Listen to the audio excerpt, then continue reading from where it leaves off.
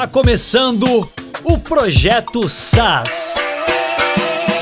A gente prometeu que ia ter um bônus desse episódio de 10 anos, que é muita coisa que a gente aprendeu em 10 anos de SaaS. A gente fez uma primeira parte, que você deve ter acabado de escutar, onde a gente falou de 5 maiores aprendizados que a gente teve nesse período, né? Então, 10 anos de SaaS. Agora a gente vai para um bônus round aqui, onde a gente vai trazer algumas coisinhas que a gente foi vendo. Aí é um pouco mais modo fofoca, um pouco mais modo, assim, desabafo. Desculpa se eu vou ofender alguém aqui, tá? Desculpa quem tá ouvindo a gente. Não é uma indireta. A gente só vai ser só diretas aqui, só diretas. A gente só vai trazer aqui alguns insights. Então, mais uma vez, o Rodrigo Nunes está aqui comigo. Obrigado, Rodrigo. Vamos, falamos de 10 anos de Reportei, 10 anos de SaaS. E tem algumas coisinhas ali que a gente viu, umas coisas que incomodam, outras coisas que a gente foi vendo que não era bem assim, né?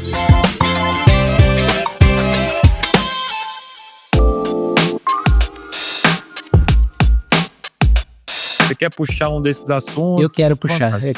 Vambora. Esse vai ser... Esse eu quero falar há muito tempo, que é o seguinte. Tem ouvido nesse mercado SaaS brasileiro, principalmente a galera do micro SaaS ali, né? Pessoal que tá indie hacker, etc., falar que brasileiro não compra SaaS. Essa afirmação não faz sentido, gente. Meu Deus do céu. Isso aí eu quero ver essa imagem, eu quero ver essa foto. Como é que brasileiro não compra SaaS? Me explica. Eita, mas... Porque todo mês a gente tem milhares de pessoas passando cartão no Reportei sem time de vendas. A gente conhece dezenas de SaaS no Brasil que tá vendendo para brasileiro. E aí você vem me falar que brasileiro não compra SaaS? Hoje, não sei se foi hoje ou ontem, com um e-mail é somebodylove alguma coisa no Reportei. Se esse e-mail for profissional, irmão, o cara tá passando o cartão de crédito dele. Tá de sacanagem. Cara, teve um cliente que comprou o SaaS Reportei. O cara era frentista de posto, comprou o Reportei, que é o software de relatório da Dashboard Marketing, que ele era freela nas horas vagas, fazia social media. E aí era o Uber dele fazer aquela parada. E ele comprou o Reportei, ele era frentista. Ele trabalhava só, de noite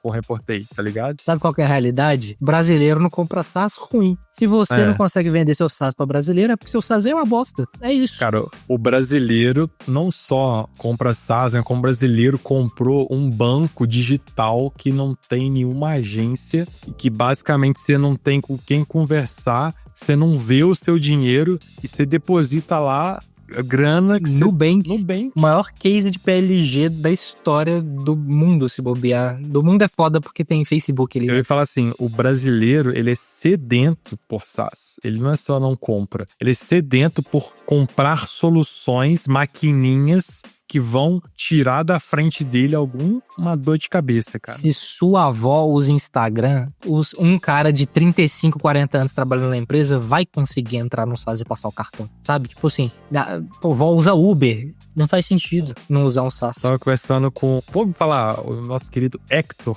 da agência Coco, tava conversando com ele. Brabo. Ele tava me contando de um parente dele, que é 60 a mais, que, tava viciado em ChatGPT, passou o cartão lá e batia altos papos com ChatGPT em voz, altas discussões, etc, etc. E ele tava impressionado, né, como que o hábito, né, no consumidor. E, cara, ChatGPT é algo bem avançado, né, então a gente pode puxar isso para várias camadas. O que a gente pode pontuar? O brasileiro, sim, ele compra software, ele tem facilidade de usar cartão de crédito. Eu acho que o brasileiro, ele é muito parecido com o norte-americano nesse ponto. Eu acho que Total. O americano, ele usa muito cartão, ele entende, né, ele compra lá nos Estados Unidos, por exemplo, o cara da lojinha da esquina compra o HubSpot para a lojinha dele.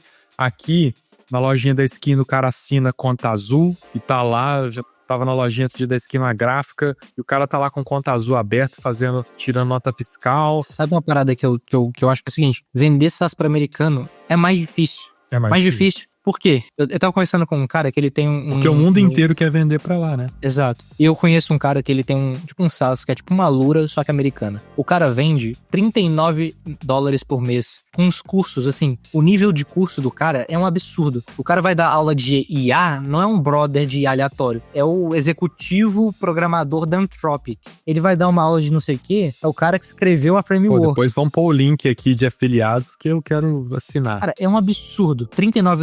$39 é 2 horas de um chapeiro no McDonald's. Aqui no Brasil, eu vou entrar pra ver quanto que a Alura é agora, mas se eu não me engano, era no mínimo R$100. E aí, a Alura a R$100 é 10% do salário mínimo. Você tem que trabalhar muito mais do que 2 horas no McDonald's pra você aprender a programar usando a Alura no Brasil. Seria, tipo, sei lá, nos Estados Unidos, se custasse $300 o software. Exatamente. E aí, a Alura no Brasil vende pra caramba. Por quê? Porque a galera tá acostumada a comprar. Ah, Rodrigo, mas a Alura é educação, e aí você tá misturando as coisas, tarará, tarará, tarará. Uma recorrência. Pode ser, mas é recorrente, é B2C que é difícil de vender, então no B2B é mais fácil. O ponto aqui é, o americano ele valoriza cada dólar com muito mais vontade do que o brasileiro valoriza. Isso é verdade. 5 conto. Sim. Muito mais. O cara lá, $39, o cara não vai pagar. Cara, R$39 aqui, nossa, mas vende muito. Se você quiser multiplicar por 5, mas é $39, R$200. Cara, R$200.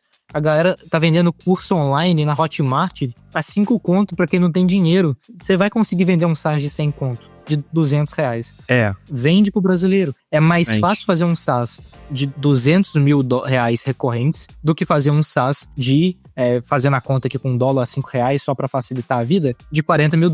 É muito mais fácil fazer R$200 mil no Brasil. Muito mais. Canal de aquisição, ads é mais barato, SEO é mais fácil, tem influenciador. Os dois são difíceis, mas assim, o nível de dificuldade, acho que em dólar é outra brincadeira.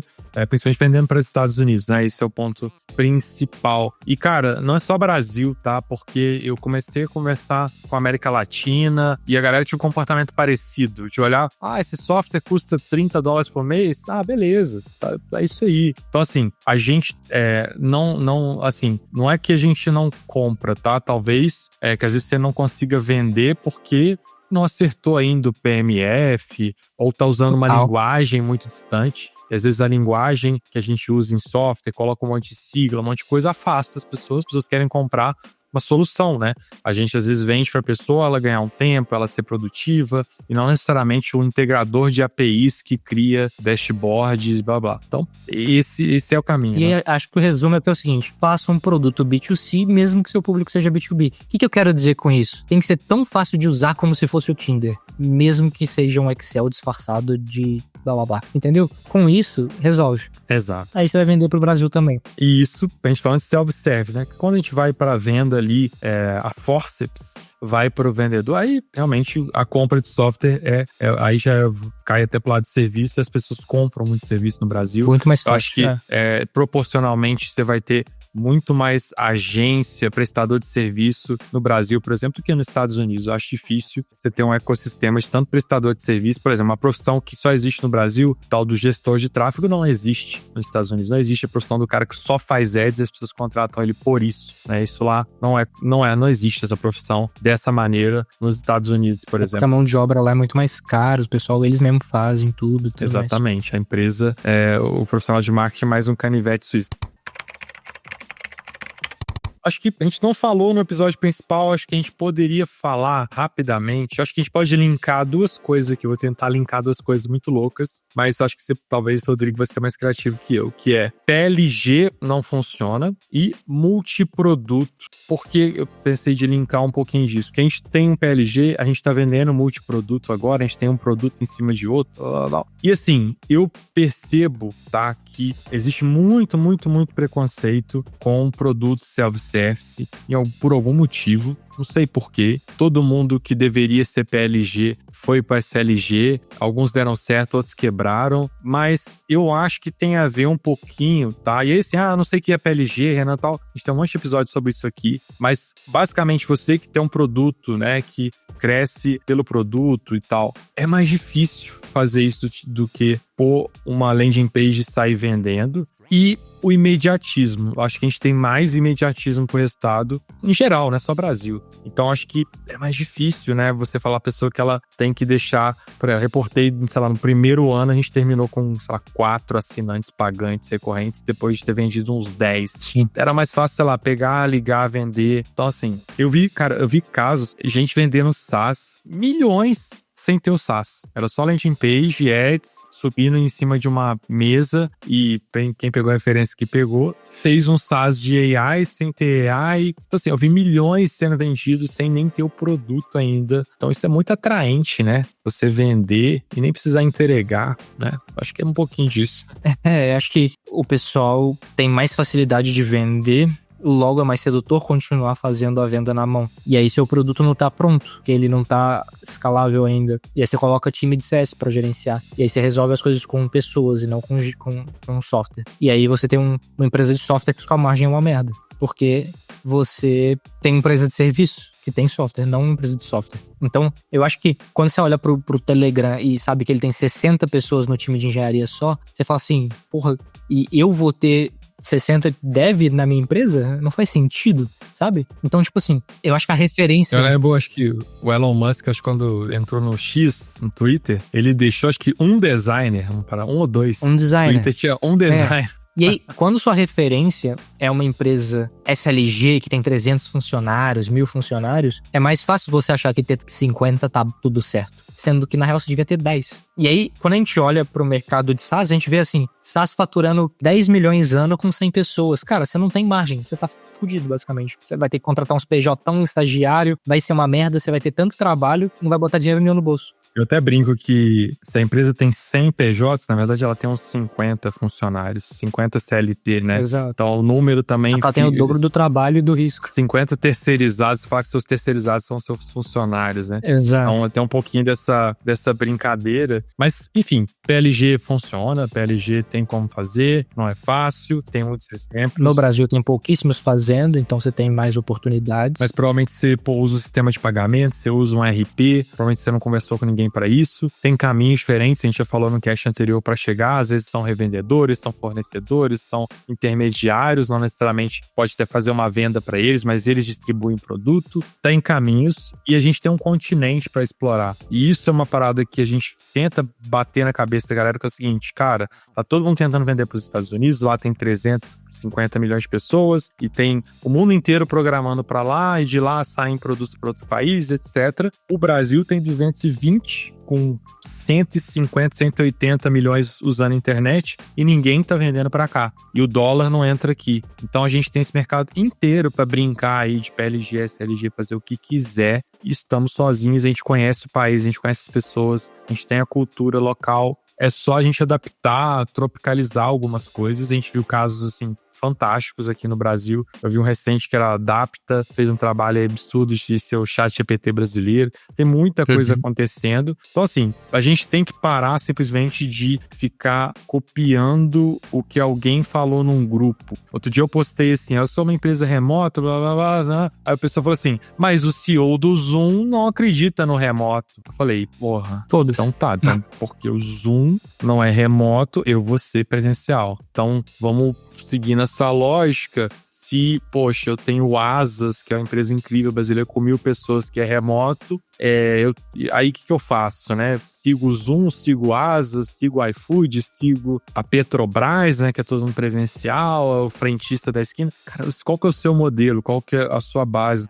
O que você tem? Qual cidade que você tá? Quanto dinheiro você tem? Eu acho que isso é um ponto que é muito importante, que a galera vê os grandes fazendo, mas não faz um depara do momento que ela tá. Isso acontece muito com o programador, né? Que tipo, isso aqui é a tecnologia que o Google usa. Cara, você programando com mais 2 dev aí não deveria usar a tecnologia que o Google usa. O Google usa a tecnologia pra rodar o Google, pra rodar 30 mil pessoas programando. E aí, tipo, não faz sentido você olhar pra uma pessoa que tá num patamar muito distante de você e fazer a mesma coisa. Você precisa olhar pra onde ela chegou e entender como isso se aplica à sua realidade, ou tentar entender como ela chegou lá e fazer ali um ajuste pro seu cenário. Então, tomar cuidado pra olhar assim pra, essa empresa é grande, ela faz isso, eu vou copiar. Cara, a chance de dar errado é altíssima. Imagina, né? A gente ouve, a PLG não funciona, remoto não funciona e tal. Então, hoje a gente não teria nada, CLT né? não funciona. tem que ser PJ. Programador não adere à cultura e sai da empresa. E aí hoje eu argumento assim, não, mas veja bem, reportei uma coisa única, vocês... Aí sempre tem um mais, né? Então... São exceções, vocês são exceções. Se afogue nos seus mas para não enfrentar a realidade e pensar, né? Essa é a realidade. Tem o papai Dharmesh, CTO e fundador do HubSpot, que em algum podcast ele falou que, sei lá, em 2000 bolinha, ele trabalhava numa empresa no interior dentro dos Estados Unidos ganhando $200 mil. Isso é equivalente, sei lá, uma empresa pequena pagar 2 milhões pra alguém hoje nos Estados Unidos no interior. O cara já era um absurdo. E aí ele fala o seguinte: quando ele negociou esse salário com o chefe dele falou assim, cara, mas não existe quase nenhuma empresa nos Estados Unidos pagando $200 mil.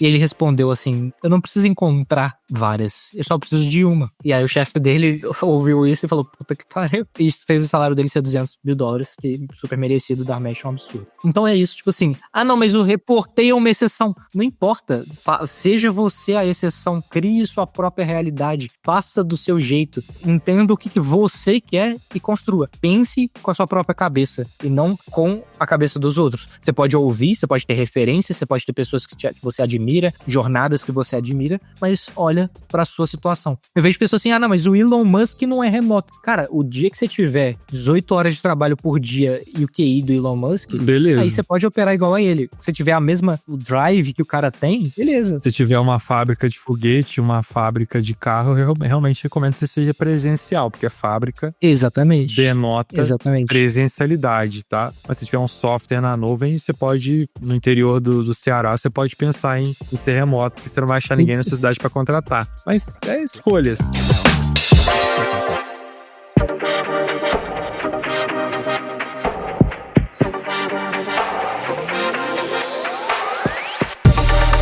Eu tava falando de multiproduto, que a gente viu que é possível, né? Fazer o SaaS PLG, colocar multiproduto em cima, então a gente começou a experimentar isso. Mas a dica que eu dou, tá? Que a gente aprendeu em 10 anos de SaaS software, são camadas, né, que você vai adicionando. Então são camadas de canais, são camadas de produtos. Então, por exemplo, o Reportei é o mesmo produto e ele foi adicionando vários SaaS dentro dele para várias áreas. Então, para o gestor de tráfego, o Reportei é uma coisa, para o social media é outro, para house marketing, para franqueadora. Então, cada um desses mercados tem uma curva com o Reportei. Eles entendem nosso produto de uma maneira diferente. Então, a gente vai esgotando essas curvas e aí pode ser um momento de você adicionar um produto que é uma outra curva sobre essas verticais, esses tipos de cliente que você tem. Então, pensa assim, você vai empilhando SaaS dentro do seu SaaS. Muitas vezes é um mesmo SaaS, ele só tem demografias. E aí cada uma performa de um jeito, tem uma curva. Um demora 6 meses para explodir, o outro demora 6 anos. Tá? É o mesmo produto.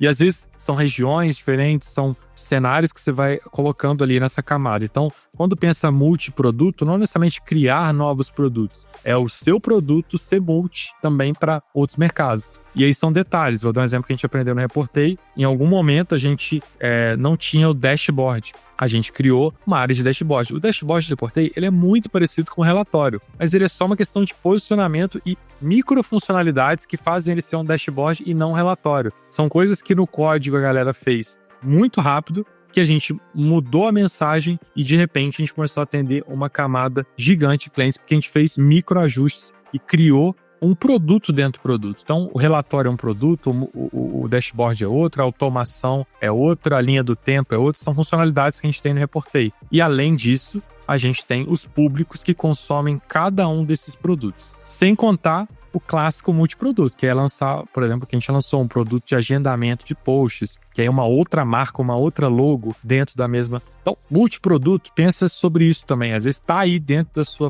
ferramenta o seu próximo produto, ou o seu cliente já está te falando qual que é o seu próximo produto. E a gente aprendeu a ouvir isso e adaptar, né? Total. Eu acho que ouvir o cliente é uma coisa importante, né? Que ele tá te falando para onde você vai, para onde você consegue crescer. Só que tem que tomar um cuidado. A gente com 10 anos percebe que o Reportei ele já tá entregando quase tudo do que a gente poderia entregar dentro do escopo que a gente tem. em relação a produto. E aí os clientes começam a chegar e falar assim, mas seria muito bom se eu pudesse fazer tudo dentro do Reportei, se vocês fossem tipo ClickUp e o Monday, e aí o relatório sai pronto no final. E aí você tem que parar e falar assim, cara, se o cara tá querendo rodar a operação dele inteira dentro do Reportei, tem duas opções. Ou eu vou entrar nesse mercado e beleza, ou eu preciso entender que eventualmente eu vou perder esse cara. Eu não estou disposto a entrar nesse mercado. Então tem que tomar cuidado com o que você ouve dos clientes, porque você tem que entender o que é que ele quer. A gente perde o cara. Tranquilo. Você tem que perder o cara. Muitas das vezes você vai ter que perder o cara. A gente conversa com alguns fundadores de SaaS e toda vez que eu converso com ele, ele adicionou uns 5 SaaS dentro do SaaS dele. E aí o SaaS dele faz muita coisa. Muita coisa. Muita coisa mesmo. É um Frankenstein de funcionalidades lá. É uma maluquice. E aí você vai tentar entender o que tá acontecendo ali no produto dele. E aí o produto dele é beleza. Ele vai vender pro Enterprise, só ele sabe usar, ele vai configurar e vai dar um login pro cara. Mas ele não vai conseguir escalar, ele não tem valor de produto. Dá merda. Isso gera um fator que a gente hoje passa isso no Reportei, que a gente tenta simplificar e melhorar a experiência para cada um, que é a pessoa começa a sentir que ela tá pagando por algo e o produto tem muito mais coisa, e aí ela começa a achar que o dinheiro dela tá sendo mal empregado. Então ela ter muita opção é ruim. Quando você vai no restaurante Michelin, o cardápio dele é pequeno. Não é um cardápio igual da birosca da esquina que é encadernado. Não vai ser assim. Então, se seu SaaS é um SaaS encadernado, provavelmente você tá mais pra birosca da esquina do que pra Michelin. Agora, o segredo é multiproduto. Então, isso aqui é um produto, isso é um outro produto, esse é um outro produto. E aí, a sacada que a gente teve no Reportei vou criar o Reportei Fluxo, que é agendamento e tal, ele se integra com o nosso produto principal, um se beneficia do outro, mas um é uma coisa, o outro é outro. Você é cliente desse e cliente daquele. Eu cancelo esse, mas não cancelo esse. Um não afeta o outro, não gera um efeito sistêmico de não gostei aqui de uma funcionalidade desse, vou cancelar esse aqui. São coisas diferentes. Você tem jornadas diferentes. E até interessante, né? Porque no Reportei Fluxo, ele tem um processo de agendamento de postagens e de aprovação de postagens, que na nossa cabeça eram coisas extremamente acopladas a ponto de ser um produto só. E eu continuo acreditando nisso. Mas a gente já ouviu múltiplas vezes da pessoa falando assim, mas eu queria pagar só a aprovação, como é que faz? Mas eu queria pagar só o agendamento, como é que faz? E aí você fala assim, mas já tá simples o suficiente, você não vai pagar, não vou dividir o produto em 2 pra você pagar R$10 pra cada um, né? Já é barato o suficiente, só que a pessoa ainda fica com essa sensação. Então, isso é um produto extremamente simplificado que tem 2 funcionalidades principais. Imagina um software com 15, com 20, com 30, né? Então, é muito difícil você fazer um produto complexo em que a pessoa está satisfeita de usar pouco dele. Até o iPhone sofre com isso. Eu já ouvi várias vezes as pessoas falando assim, eu não tenho iPhone porque eu uso pouco o celular, eu uso só o WhatsApp. Então, não justifica eu pagar R$7.000 num celular. Tá correto. O que é verdade. Só que 95% das pessoas que têm iPhone usam WhatsApp e câmera. Instagram, mais nada. 90% de quem tem MacBook é só o Google Chrome mesmo. Exatamente. Ou seja, às vezes se a Apple fizesse o iPhone que tem o WhatsApp, a câmera e o Instagram e cobrasse metade do preço, ela ia vender muito. Né? Só que aí ela vai perder o cliente. Então você tem que entender qual tipo de posicionamento você quer, qual tipo de cliente você quer, qual tipo de preço você quer. Perfeito, perfeito. Eu acho que a gente tem aqui alguns aprendizados, até linkando, a gente falou de precificação, dá uma olhada no episódio anterior, que a gente fala de 10 anos, lá a gente falou, por exemplo, de quando você está começando o produto, começa só com um eixo e tal, você vai ver que a gente faz isso. A gente começou o Reportei Fluxo com um eixo só, dependendo de quando você estiver vendo isso. Daqui a pouco, quando ele estiver maior, ele pode ter outros eixos. E o Reportei Sync, que é um produto que a gente começou anteriormente, ele começou com um eixo e agora ele já tem mais eixos porque ele foi se desenvolvendo. A gente achou um PMF, um Product Market Fit deste produto. 10 anos de SaaS, eu quero trazer o assunto que é AI. 10 anos de SaaS, AI entrou no nosso mercado em 2022, mais ou menos ali, né? Assim, entrou tipo com o ChatGPT, 2021 já tinha coisa. Eu lembro de usar o Jasper, né? Ele usava, acho que o GPT era o 3.5 ou 3. Só 3. A galera, os nerdola aí já conhecia o 1, já conhecia o 2, né? Já tinha listo o papel lá dos transformadores, né? Que fala assim. Então, assim, estava ali, mas explodiu no nosso mercado de software, bagunçou tudo. Hoje, nesse momento, tá todo mundo criando no Lovable uma série de produtos, o Replit, produtos não, né? Mockups, protótipos. Alguns são produtos mesmo, outros não. Então isso está acontecendo. E a gente está vendo AI, o que eu faço? AI vai acabar com o software e tal. A eterna discussão. muito difícil a gente falar de futuro, né? Vamos falar o que está acontecendo. Tem 3 anos desse movimento, pode ter mais daqui a pouco. O que a gente observa, tá? A gente no Reportei incorporou AI e teve impacto muito maior na nossa produtividade do que no produto em si, em termos de Total. Reportei, fazer várias coisas com AI, dar relatórios com AI, não necessariamente. Temos AI, Isso existe, mas... existe, show, o relatório já sai com uma análise, pô, isso é maravilhoso, é muito legal, a gente sempre quis uma coisa assim, mas o impacto maior que a gente viu no nosso mundinho é na produtividade, o Rodrigo lá com o time dele, todo mundo no Cursor, né, todo mundo usando. No time de marketing, a gente precisando contratar menos e usando mais AI para fazer muito mais coisa com menos gente. CS, com a gente colocando AI para ajudar o próprio time e também pôr uma AIzinha ali nas horas vagas para atender a galera. A gente viu ganhos de produtividade nessa primeira fase, né? Eu acho que esse é o ponto principal, né? Total. Acho que além de ganho de produtividade, acho que olhando para o mercado, a gente começa a ver volume maior de ferramentinhas aparecendo, então é natural que apareça mais ferramentas por agora. Eu ainda tô curioso para ver o episódio 2 dessas ferramentas, no sentido de como é que eles vão fazer distribuição, como é que eles vão fazer marketing, qual que é o tamanho da escala que eles vão conseguir. Eles vão conseguir se adequar à escala? Esses caras vão continuar no Logable, no Replit, ou eles vão codar depois separado? Tô curioso pra entender isso. Mas eu tenho uma tese que eu falei até com o Moacir da Tintin, em algum RD Summit. RD Summit, acho que tem uns 2 anos isso. Temos episódio aqui também com ele. Tem uns episódios com ele aqui. Acho que tem uns 2 anos isso, que ele perguntou, e aí, o que você acha? Falei, cara, a única coisa que importa é marca e distribuição. Vai ser só isso no longo prazo, é marca e distribuição. Então, você precisa ter uma boa distribuição e precisa ter uma boa marca. Tendo isso, você consegue aproveitar as ondas do mercado, você vai conseguir avançar com isso. Então você fez um produtinho no Lovable, ele é exatamente igual ao Reportei, cara, você não tem marca de distribuição, não importa que ele faça a mesma coisa. Você pode conseguir construir? Pode. Só que aí no caso do Reportei, você pode começar a distribuir ele. Uhum. Sim, você vai competir com a nossa verba de marketing. Então as empresas que estão maiores, estão atentas e têm verba, marca e distribuição, elas estão em vantagem a produtos pequenos que fazem a mesma coisa, mesmo que eles sejam mais baratos, porque você pode ter um CAC maior quando você tem grana. Agora, quer dizer que as grandes não estão ameaçadas? Não, quer dizer que elas estão no momento de maior ameaça de todas, porque existe muito mais pessoas tentando. Alguém vai ser esperto o suficiente e vai conseguir a marca e a distribuição de alguma maneira. Vai ter alguém que vai ter sucesso. Com certeza. E mais pessoas tentando aumenta a chance de pessoas que têm sucesso. Porém, entretanto, todavia, as empresas maiores, elas deveriam ser espertas o suficiente para o time inteiro delas também estar tocando AI. Então, a meu ver, né, o jogo é o pequeno Davi aqui tentando ganhar do Golias e o Golias com as mesmas ferramentas, mas com mais dinheiro. Então é a velha batalha, ela continua igual. O jogo continua nivelado igual já era antes. Então, eu não acho que o pequeno tem muito mais vantagem do que ele tinha antes, a não ser que ele esteja lutando contra um gigante antiquado.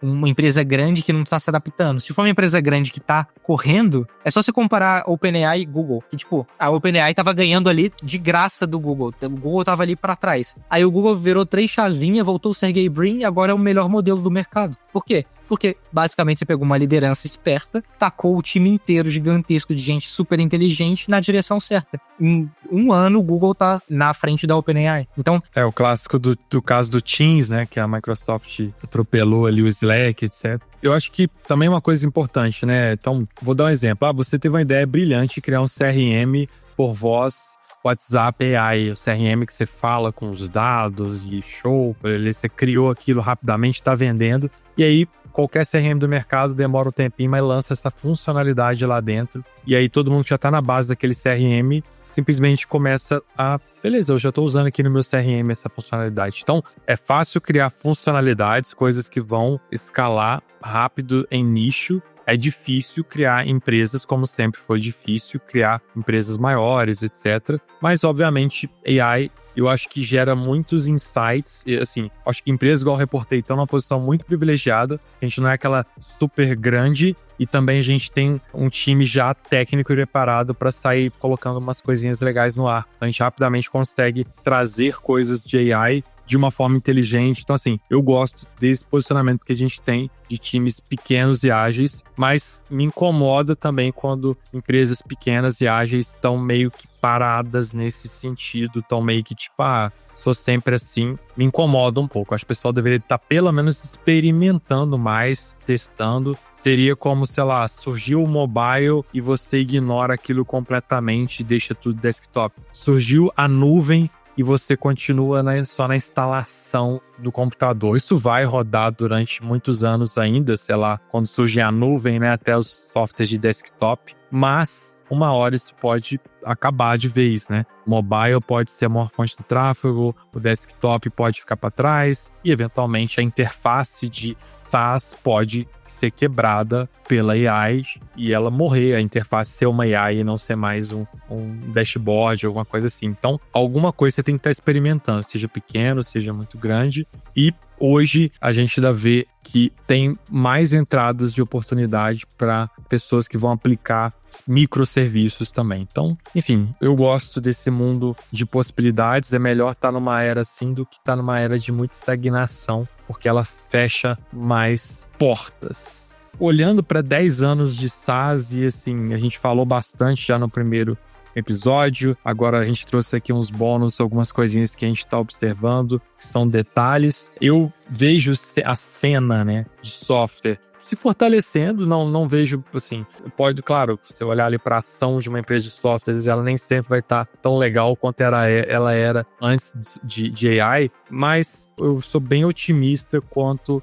a mais pessoas estarem adotando SaaS para diversas soluções. Claro, estou enviesado por isso, mas mais possibilidade de ferramenta, igual a mais gente testando, igual abrir no mercado, igual mais coisas acontecendo. Então, eu acho que para todo mundo é ganha-ganha, assim, só não ficar muito bitolado só no que você sempre fez que deu certo e abrir novos playbooks, seja de produtividade, de time comercial, de time de dev e também de roadmap de produto ali, abrir novos playbooks e esquecer um pouquinho aquele playbook 2018, 19, 20, 22, que talvez comece a bater uma obsolescência. Eu acho que é isso. Acho que é isso da minha parte.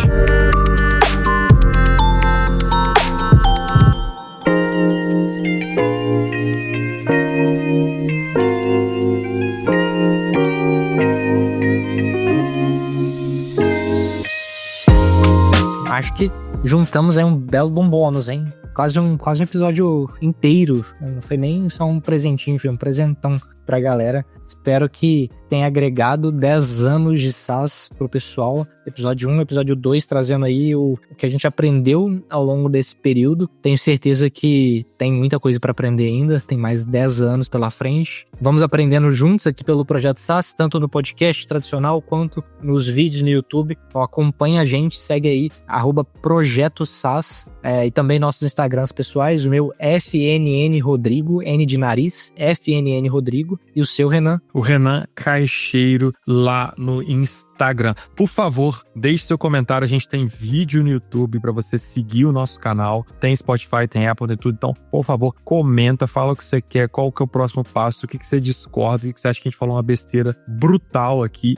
É importante pra caramba pra gente ter essa troca de ideias e traz esse feedback, porque ajuda a gente a se motivar a trazer mais conteúdos para você de graça. Nossa mentoria gratuita, sem nenhum custo. Poxa, acho que eu vou lançar um infoproduto, hein? Não sei. Vamos ter que vender um curso aqui, não é possível.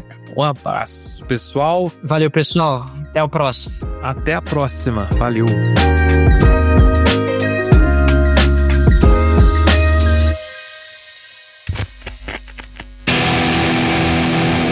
Esse podcast foi editado pela BZT.